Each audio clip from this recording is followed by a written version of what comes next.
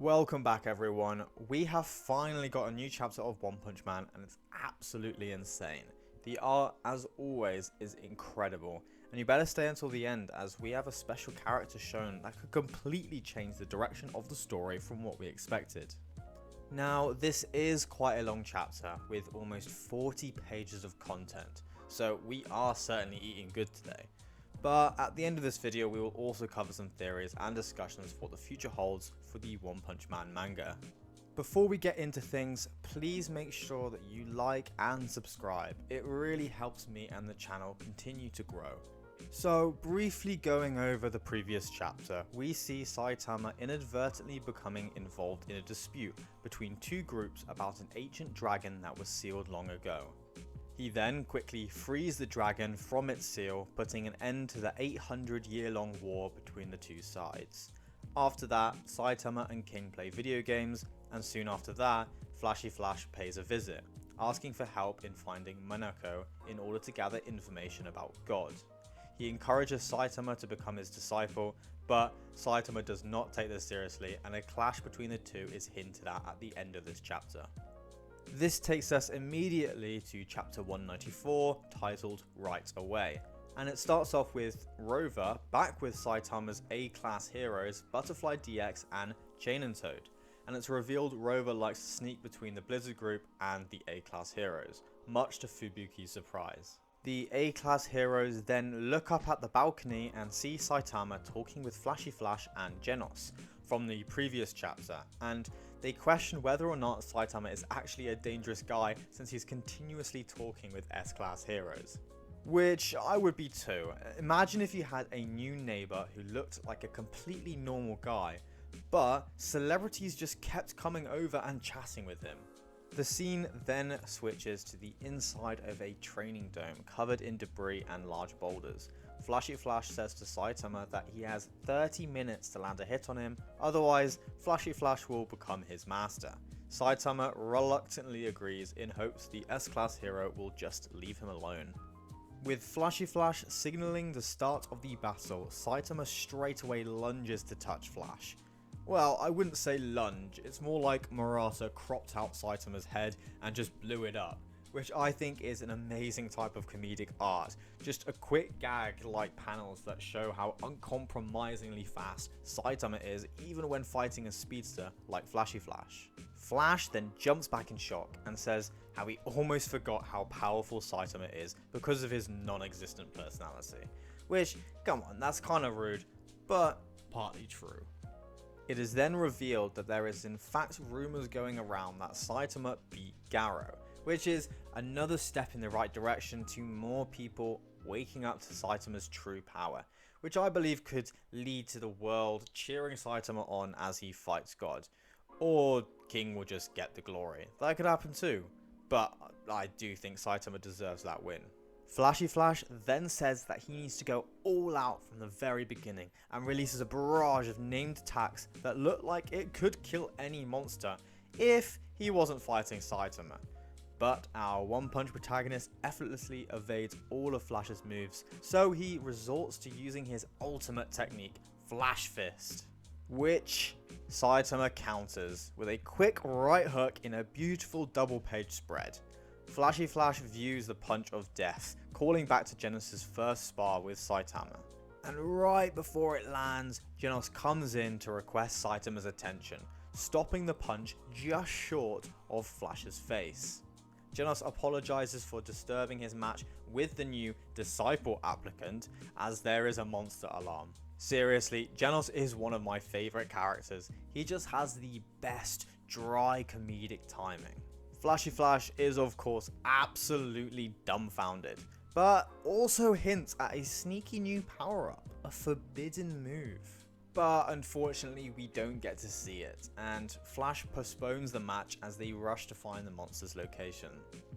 The scene moves to E-City, where we see a B-class and two A-classes fighting three weird antennaed humanoids, with one of them hilariously saying that they're going to crush the guy who trolled him in the replies on a social media website, revealing them to be monsterized due to excessively being bullied on websites.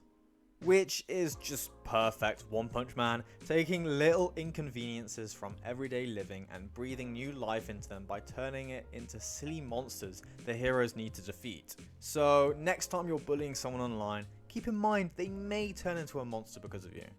Just as all hope seems to be lost by these internet surfers, a hooded figure appears behind them.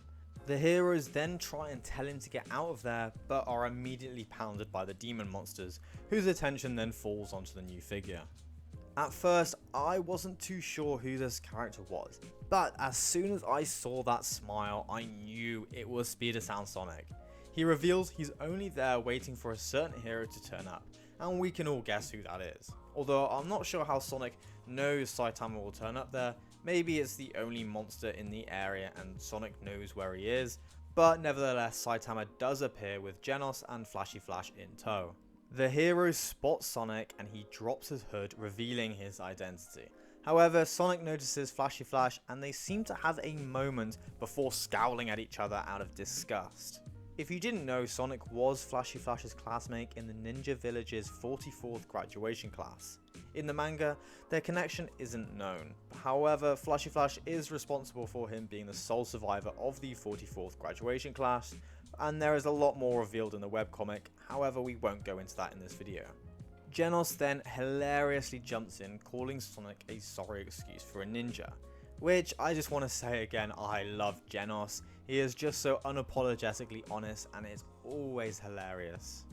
But Flashy Flash evades talking about Sonic and the tension builds between the three, with Saitama looking absolutely exhausted, as if he's a dad trying to wrangle his 3 kids together. But unexpectedly, Gale Wind and Hellfire Flame both turn up, asking Sonic to help execute Flashy Flash. Now, during the Monster Association arc, Flashy Flash had already sliced these two in half. And if you didn't know, Wind and Flame were Flash's seniors from the 37th graduation class in the Ninja Village. The two ninjas wanted to assassinate Flashy Flash because of his ninjutsu abilities and the End Catastrophe, which killed nearly all of the Ninja Village's 44th graduation class. And for the first time in the manga, we see all the known ninjas from the village finally in one place facing off. Now this is very unexpected, but also really hype, because it could be signaling the start of the Hidden Village arc from the webcomic. Now Saitama is looking really distraught at all the extra people turning up to make his job harder than he wants it to be. And I feel you, Saitama, sometimes you just don't want to have to interact with people, but they just keep popping up out of nowhere. Then Sonic calls back to the monster cell he ate, telling Wind and Flame it was rotten and he had a terribly upset stomach. They still don't know he cooked it up rather than ate it fresh. And I think it's hilarious that the only reason why Sonic isn't a monster was because he wanted his food well done rather than rare. The two monster ninjas then disclose that Flash and Sonic actually hung out in the village, making Flash recall moments from his childhood as he is seen sitting looking into a glass casing alongside another boy who is almost definitely Speeder Sound Sonic.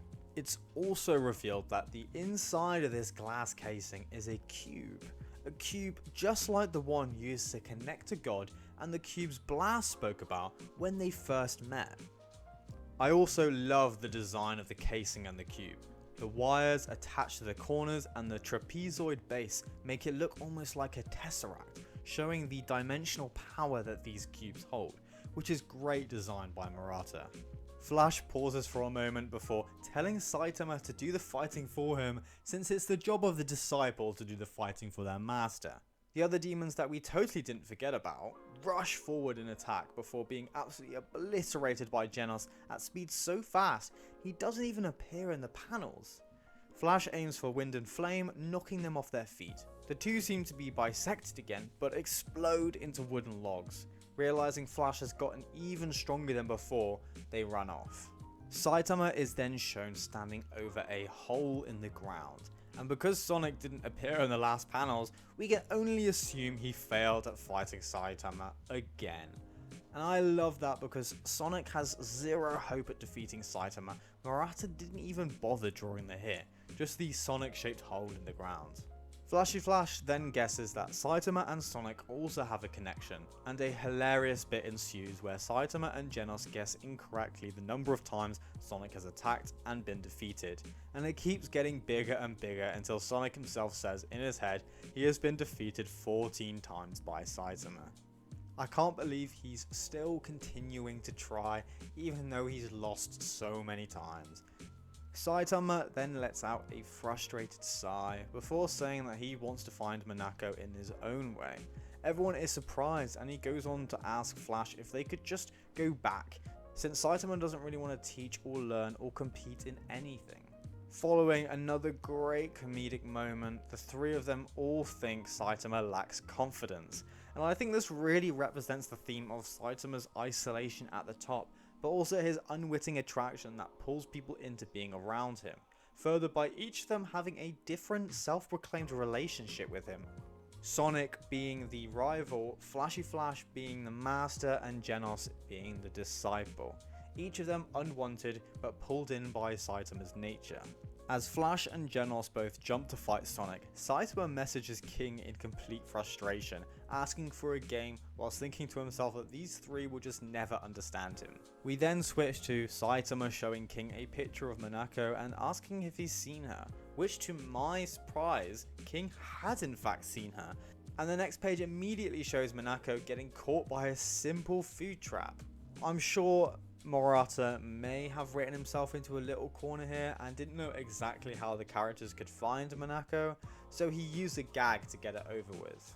But in my opinion, this is actually brilliant, since most people seem to forget One Punch Man is a gag manga. It's very much within the rules of the One Punch Man world to do these things. How they found Monako wasn't important in itself to the story, so using what One Punch Man does best, which is comedy, is a brilliant way to move the story forward. I especially love the fourth wall break in the next panel, with Saitama saying, in about 3 panels, after Flash questions how fast they found the exotic animal. It really shows just how far Murata and One love to take their gags. But continuing on, we see Monako crying, and she says that she felt so helpless out in the world, and Flashy Flash is already questioning her about God. Monako's head is a bit fuzzy still, so Flash suggests Saitama, Monako and himself go talk to Sitch about getting into contact with Blast, even though he doubted they would be able to communicate with Blast since he travels to other dimensions regularly. However, as they arrive at Sitch's office, out of nowhere it's revealed that Blast is actually right there, already with Sitch, with the last panel of the chapter showing him turning around with a look of surprise on his face. The chapter ends there, and damn, I really wasn't expecting to see Blast so soon after the Monster Association arc, and I'm sure a lot of readers didn't as well. This is surprisingly fast paced for One Punch Man, immediately diving into the God storyline with Blast. Now, I'm not too sure what they might be talking about in the next chapter, but since the original group from the underground section of the Monster Association is back together, I assume they'll be recapping their experience with the Cube, connecting with the Realm of God, and maybe the fight with Gara where the planet almost got destroyed. I would love to see if Blast also remembers what Saitama did even after the time reversal, since he's interdimensional, and even Flashy Flash might shed some insight into the cube he saw as a child hidden within the village.